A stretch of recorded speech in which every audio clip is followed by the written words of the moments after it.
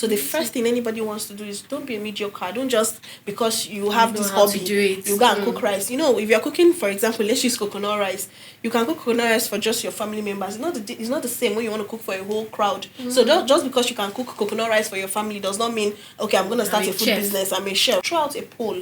Ask them, let's say I give people 4 different types of content. Which one do people love most, engage most, and want most? Because they are the people you are saving. I'm saving people, right? So when I realize that Uyo may be limiting me, the food may even limit me. Because remember, if I'm doing food, I'm saving just this locality. Yes. But if I want to expand, both for my income and also for the value I give, listen to the market.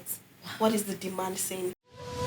Welcome to Voices with Victoria, the series that unlocks the power of resilience. Join me and industry experts as we explore career development, human capacity, nation building, and entrepreneurship. Hello everyone, and welcome to Voices with Victoria show with, of course, your host, Victoria Undu. I am super excited today to feature an amazing human. In fact, drum rolls as I make welcome. Are you ready for her bio? The energetic, audacious Queenpraise Uzoma, popularly known as Nrindioma. Affectionately, you can call her Nri Baby. I mean, what's the other one that you said we can add? Iron Lady, aka plenty AKAs to it. And it's such an honor to have her here today. Driven by a love for cooking and writing, she turned her passion into purpose during the COVID-19 lockdown while still being an undergraduate. Starting with just 400,000 naira in savings and support from her mentor, she was able to transform her vision into reality. And beyond serving delicious meals, she is a content coach, guiding over 10,000 creators, in various niches, and her influence extends to partnerships with various and renowned brands. She is a thought leader and storytelling genius, spearheading initiatives like the Shameless Marketing Challenge. If you've not heard about it, I wonder where you're living. I mean, despite her audacious goals, she remains grounded in her love for family and friendship, embodying the true essence of a modern day queen. Join me today. This is just a brief of her bio as I make welcome with every ovation you can muster, standing ovation if you can, smiling and clapping ovation, the one and only Nrindioma on set today. Welcome. Thank you so much. I'm so delighted to be here. Thank you. How are you feeling? I feel good. Great. Thank you. I feel great. Amazing. So let's get right into the conversation. Okay. Like I always say, first of all, introduction. Beyond the bio and the long bio I'm still going to post. Yep. Who is Queenpraise Uzoma? Who are you? Oh, thank you very much for that question. So Queenpraise John Uzoma is just a girl that wants to make a difference in whichever field she finds herself. So most people say, oh, I'm a content coach, I'm a marketing expert, I'm an influencer, I'm a thought leader. But at the core, I'm just that girl that wants to inspire the next girl, the next person and the next individual, and just build a community, a healthy community. Yeah. Amazing. So how did you get here? I mean, did you ever think that you were going to be this person that has a lot of following and people meeting her at events? I was with you. Was it a day and almost everybody wants to take a picture with you? Okay. Did you ever think you would be there? And what influenced this part? Truthfully, it's into 2 parts. So first of all, I have always believed in myself and my capabilities and my future. And so even when I talk to people, I say, see, the biggest superpower you have is to believe in yourself, and you must be able to see where you are going. So I have always, even right now, I still have so many places I want to go. I've not even started, right? Yeah, so you've not started. So actually, I've believed in myself. And how I started, I think I just said I want to turn my hobbies or my passions into purpose. And I think it was during the COVID lockdown. I've always been someone that wanted to give value to people. So that's the vision, just to give value in any way I find myself. So I done other businesses, but I remember that when I got into the university, my dad was like, oh, I don't want you to do business again. You know what? Focus on school. But when COVID happened, I was in my 500 level. He gathered us together and said, see, I want every one of you to have a skill. Go and learn something. Go and do something with your hand. Because right now, from the way it's looking, apart from your certificates, what else can you offer? What other value do you have? And I was like, okay, I know how to write so well. I'm a prolific writer and I know how to cook. Why can't I start a business with this, right? So yes, so I decided to start from there. I grew my LinkedIn page from 0 to 13,000 followers during the lockdown, and I said, okay, I want to go into the food. Let's start by selling food, right? Because I think that was the easiest to start with. Because even if I want to have a cooking show, it's hard, Yes. So, but I had a vision of where I was going to, and I just started. You started somewhere. Yeah, small, yeah. Amazing. There's a lot of instructive things to what you said, starting with what you have in your hand. You didn't go out looking for what other people thought. Well, you basically, you looked inward and said, okay, what can I do? What skill do I have? Yes. And how can I monetize? Yes. Now, for people listening, Nrindioma says she turned her passion into profit. She just decided one day to go into cooking and writing.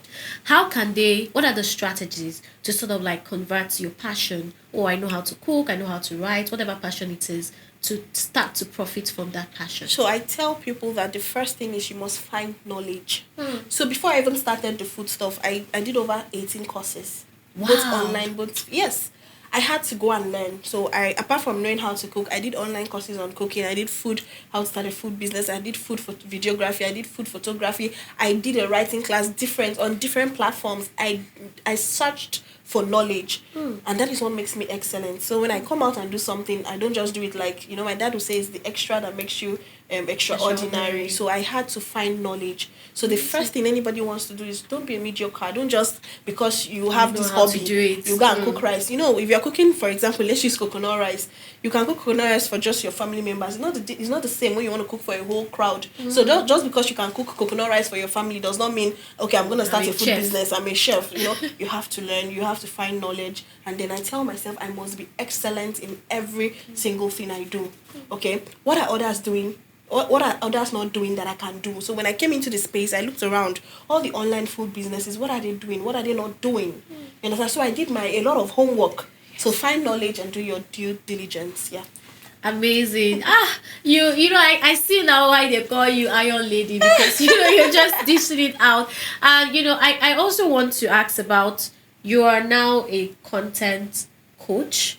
You do shameless marketing. The transition. The transition. I'm very interested in that. How did you now pivot from being a food blogger, a chef, to being this person that you are now, who's training people? Remember, the first word I told you was I always want to give value. So you would actually listen to where the market is demanding for more.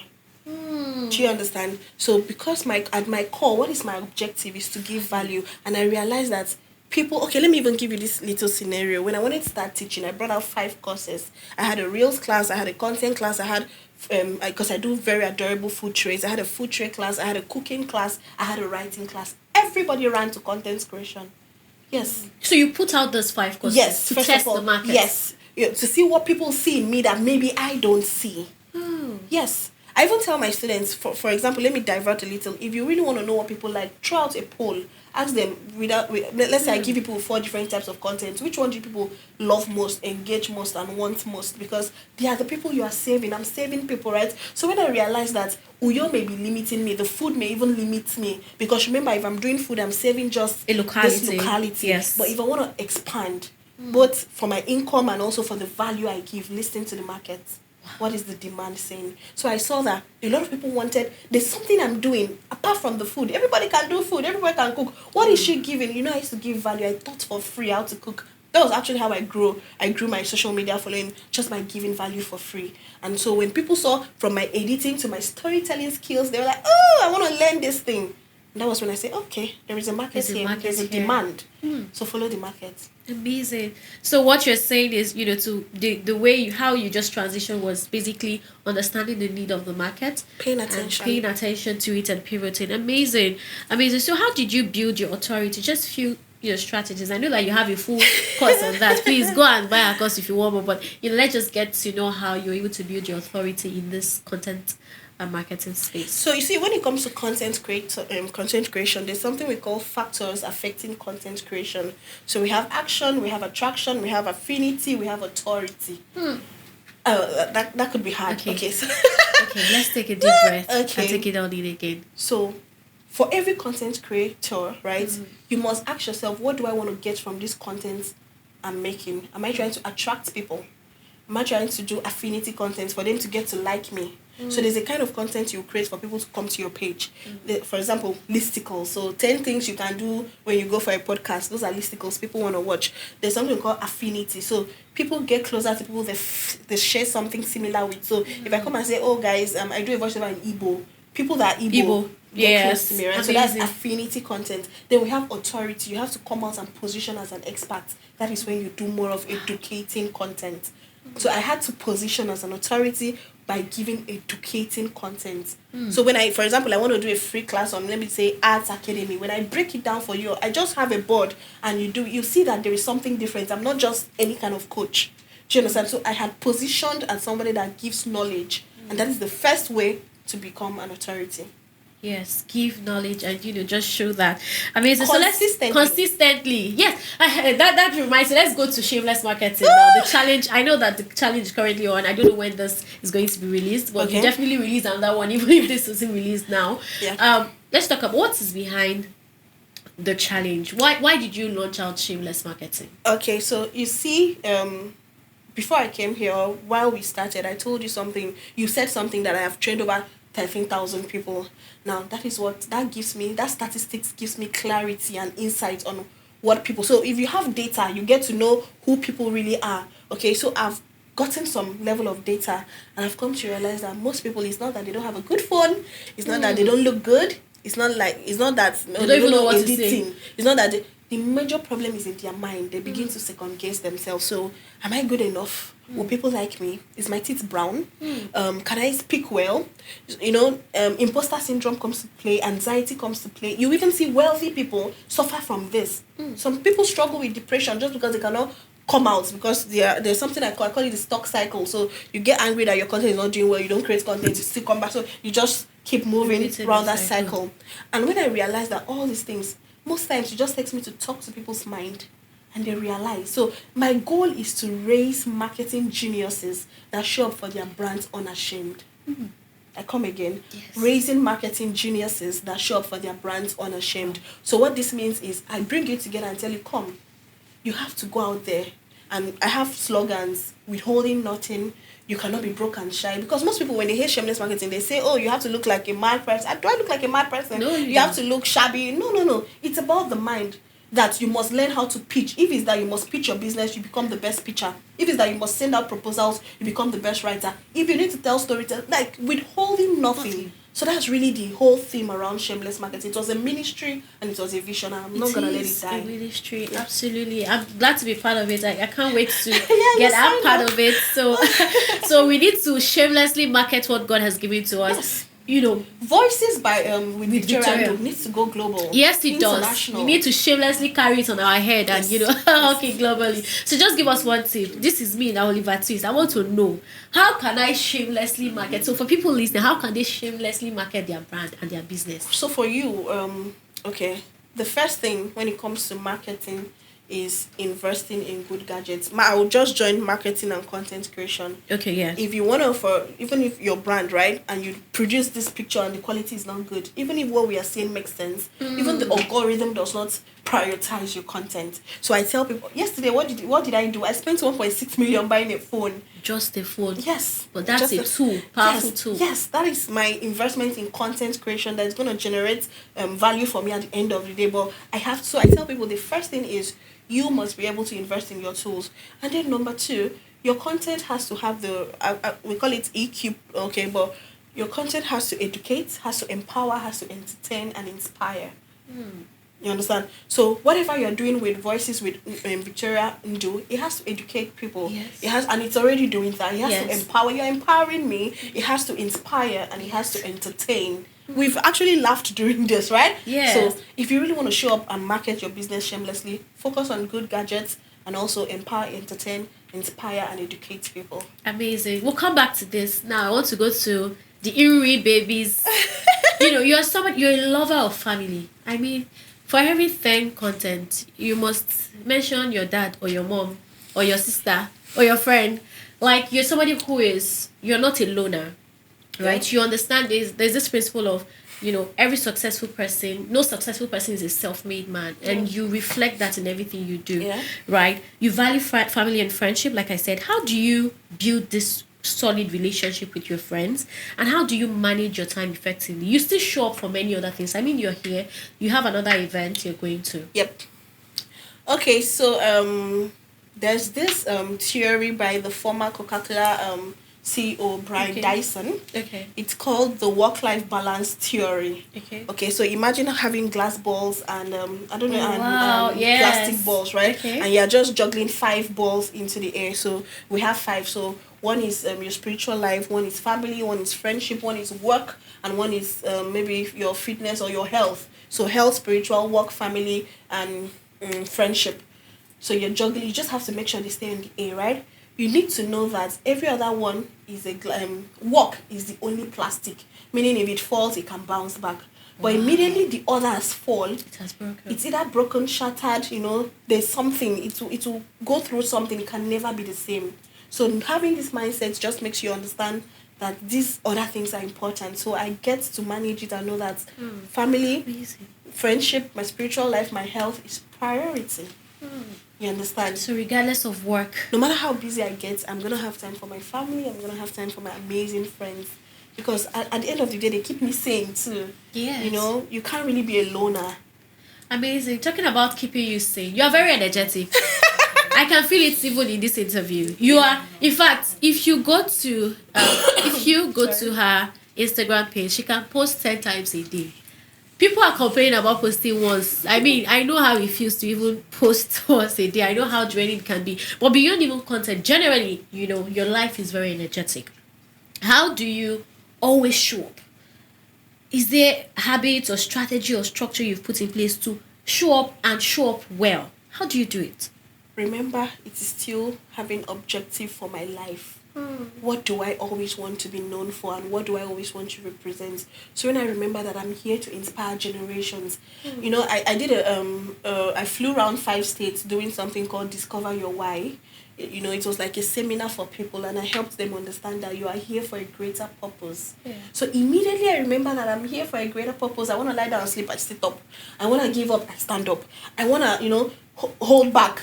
Right now, I'm not really feeling strong. I'm actually going through some, flu and all of that. But I realize that this podcast can get to generations that inspire people. I'm showing up. So remember, at the core, I know my objectives and what I want to do with my life. And it keeps me to show up every day. That's what makes me show up every day. Amazing. Stemming from that showing up, right? Anybody listening to you, the energy, anybody reading your bio and everything and the amazing things that you do would think that you've got it all figured out. In the sense that maybe you don't have any problems. Ruby Baby is just, Ruby Baby is she's up for soft life. She doesn't even hide it. What's your favorite car? You want G-Wagon. She's very clear on soft life, but are there times where you struggle? And where you feel like, oh my God, who sent me this? And how do you navigate that terrain? All of that. Yes. I always tell myself I am creating to sustain. So there's no breaking. But that doesn't mean that I don't yes, I create to sustain. So that doesn't mean that I don't have my low times, my down times. Everybody does, right? Yes. But I cannot stay low for a long time. I have people looking up to me. So the truth is, for me, right, I try to tell myself this will not last. Whatever it is, every human being deals with stuff from our country. Everything is... Yeah, there's a whole lot. So it's a lot, but eyes on the goal. Basically, I cannot stay down for a while. And you see something, every very successful person, which I'm still getting there, deals with a lot of mental issues. In fact, I told someone something, very intelligent people are not mentally well because you overthink things, right? So you get to the point. So even if I want to do an influencing video for this, right? I'm going to start thinking, are people going to buy it? What if people don't buy it? What if I've even if you've had results in the past, you still second guess. Yes. It happens to the best of us. You teach a class and you're like, oh God, did they get value? Even if everybody's telling you, Mama, you did the best, you will still doubt. So it's a whole lot of mental work to come out from that space and tell yourself, I'm 100%. I give myself the validation I want, and that just keeps me floating. So I don't stay low for a long time. Wow. Ruby, I just want you to keep going on. I'm keep because I've gotten value. Now let's go over to female friendship, right? I mean, you recently hosted the Women for International Women's Day. It was such a great, and that's not even the first one. I think you also did a picnic for women. So you are surrounded by women, right? So what is your view, or what are your views on the importance of female friendship, or building a support network of fellow women entrepreneurship? Or are you of the opinion that woman they do woman, or that kind of thing? Okay. So let me just rewind a little to what was the theme of the IWD 2024. Okay, count her in, invest in her, accelerate progress. Remember, these are the things I stand for. Yes. And the truth about women is we are the ones going through. So we know women are the ones that understand what women are facing in the country, in the society at large. Yes. We are the ones that know our challenges. So when I bring women together, that vulnerable space, you allow them to express. It's fulfilling for me. At the same time, I'm impacting my community. So I do this because I believe women are the bedrock of the society. You empower a woman, you empower generations. Yes. So yes, count her in, invest in her, and accelerate progress. So using that theme, I just know that I have to count women in. I have to invest. So when we're together, for example, we shared a lot. People made decisions to foster change in their lives, in their relationships, in their marriages, in their businesses, okay? Because I tell people, you cannot come in contact with me and go back the same. Absolutely. Okay, so if I can do that in a smaller community, I can do that in a bigger community, I can do that in a larger community. Mm-hmm. So women understand what women go through, and so they should be my number one pain points, the people I'm reaching out to first. Yes. Because I'm a woman. Amazing.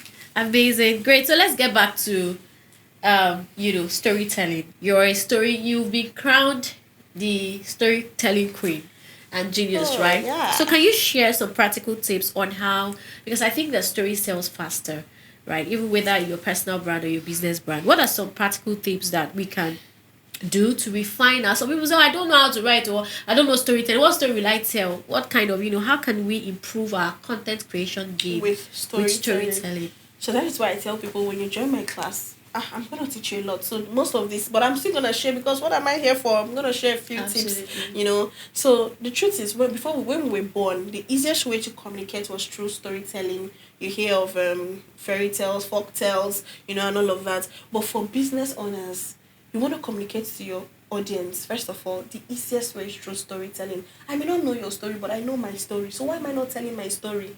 You understand? Now, the thing about storytelling, we have different forms, different types of storytelling. But I tell people, for business owners, focus on narrative storytelling. And we have elements of narrative storytelling. We have the plot, we have the character, we have the theme, we have the setting, we have the place. I'm so sorry. Don't worry, God, I like him. I'm taking notes. We're learning. So the truth is, and you can share your story first person pronoun, second person pronoun, third person, but it's always better you share it in first person pronoun. Mm-hmm. So, I'm just trying to touch little in depth of storytelling. Storytelling is broad, I can just come here and talk about this thing, and it's just vague and it's not deep. But when I come and tell you my experience firsthand with this thing, people relate. I tell people, what are you holding back in telling your story? For example, let me give a simple example. If we have Miss A and Miss B and they want to open a dry cleaning service, right? And the first Miss A comes and says, hi guys, so I just made $50,000 and I want to start my dry cleaning service. Nice, fair and good. And then Miss B comes and tells us, hi guys, the journey has not been easy. This is how I went through it. First of all, I had to save the first year. I had to save the second year. I had to juggle jobs. I had to do this. I had to do... you take us through the process. You understand? And right now, I've decided I'm going to start these cleaning services. This is how, you go more in-depth in your story. People easily gravitate to people that tell stories and that make us know that you are human too. Yes. So storytelling brings out that humane part of you. Amazing. And I can relate to your story. Amazing. Thank you. Amazing. So we're going to take the last one on marketing and all before we take another question on life generally. So how can businesses, for people listening who have businesses, how can they leverage social media? What do they need to do? Do they need to dance if that is necessary? Or is that the only way we can make sales? Are there strategies that we can do to leverage social media in? Of course, there are a lot of strategies. And the very first is to know your audience. Yes. If I want to sell something to somebody, first thing I need to do is to understand my client's avatar, my customer's avatar, or my customer's persona. So, who am I selling to? how old are they? How do they even process information? There's some people that go on TikTok to get information, or Instagram. There's some people that still read the Guardian newspaper, for example. There's some people that listen to Voices with Victoria and do. So how do so you get to know their demographics, and all of that. So who is your target audience? Okay, because you need to now understand. If you know them, you now know how to give information to them. The problem most businesses have is they don't know how to communicate. And the best marketer is a marketer that cares. That's what I tell people. So if I want you to buy, I want you to buy this wristwatch from me. I'm not gonna post this picture of this wristwatch and say wristwatch 2,000 naira. Come on, buy. Yes, I'm gonna first understand you. Do you go to the gym? So I now know that okay, you need a fitness watch. How do you process information? Are you always on Instagram? I need to target from Instagram. How is this watch beneficial to you? You can have your bath with it. You can cook with it as a woman. I understand certain things about you. I understand your interest. For every time you market something, it's about your clients, not you. So I'm not going to tell you, hi guys, I sell the best watch. No, hi guys, I'm here to give you a watch that is going to make you save time. It's about your customer. So most people don't get their marketing message correctly. And that's why they have issues. No, you don't have to dance. You don't have to, But remember the core. What did I say about content creation? It has to empower. It has to educate. It has to entertain. And it has to inspire. So a little here and there. Would hurt. Yes, absolutely amazing. I also like to ask this question before we go to the final question. I know I've been saying final. I don't want us to go, but don't worry, we'll eventually go. I know that people are saying, okay, do I need to have a mentor, or do I need to have a coach? Especially for young people. You are very young. And you're doing these amazing things that, I know that impact is not about age, but, sometimes when we see young people who are breaking bounds, we need to give you that thumbs up. For young people like us who are trying to do something or already doing things, where's the place of mentorship and how can they get into sustaining this mentorship with you? I know that you have, for one, that is popular, right? How do you build this relationship and sustain it so that finishing code doesn't come in or, other elements? So let's divide it. You said, do people need a mentor? Do SMEs or business owners or young personal people need mentors? Very okay. In fact, when I was, I had that in my mind to say, maybe I just omitted it. You need a coach. Yes. You need somebody that has walked through that path.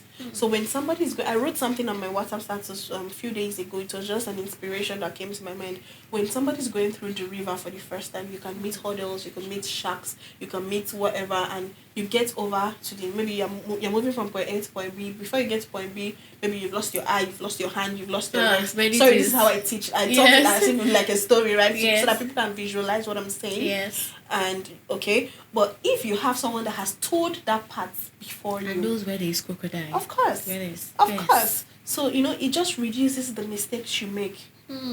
It makes your path smoother. So when people tell me, do I need a mentor? Oh yes, you need a mentor. Oh yes, you need a coach. Somebody that has walked. And sometimes it may not really be that they have walked it literally. Yes. For example, people that coach football, football coaches don't play. Not all of them have played. Yes. But they know something that even the players don't know. It could be from a place of knowledge. It could be from a place of inspiration. It could even be a gift. They are blessed with it from whatever they believe in, right? So everybody needs a mentor. People that have trod that path before you. It reduces your mistakes. It makes you get there faster. Yes. The path is already cleared for you. So get a mentor today. Yes. Very important. So what are the strategies to build and sustain mentorship? Yes. Okay, so this is it. For me personally, there's nothing wrong in seeing somebody that has gone there and walking up to the person, but the problem is you must not be empty. There's a place in the Bible. Empty. Yes, there's a place in the Bible that says kings will come to the brightness of your rising. Yes. So underline brightness. Are you bright? Hey. Are you bright? Yeah, so I don't know. Maybe I'm talking to different, religions and all of that, but you must have something to offer these people. Do you understand? What are they seeing in you that they come? Because it's saturated.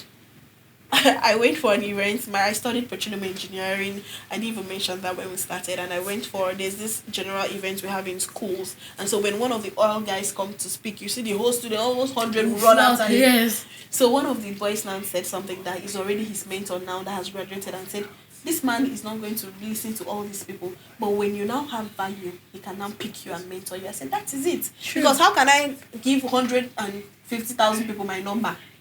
What are you bringing to the table for me? So if somebody, for example, when people come to me, I just tell them join my classes because I don't do private mentorship. Yes. But if somebody comes and maybe I need a graphics designer and you've gone to learn, that's why remember the place of learning, find knowledge so that you can have something to barter. Yes, absolutely. You understand? Yes. Absolutely. So if you come and tell me, you need maybe some visibility, but you have something, I can say, okay, let's barter.